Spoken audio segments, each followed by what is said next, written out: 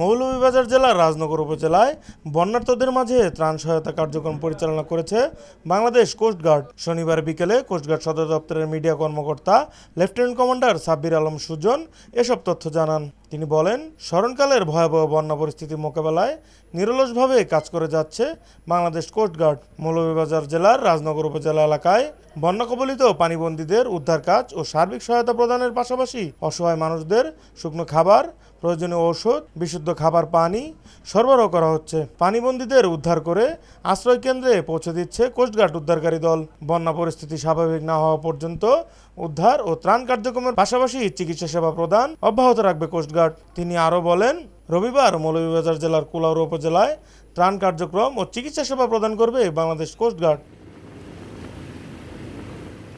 News desk, ভোরের পাতা।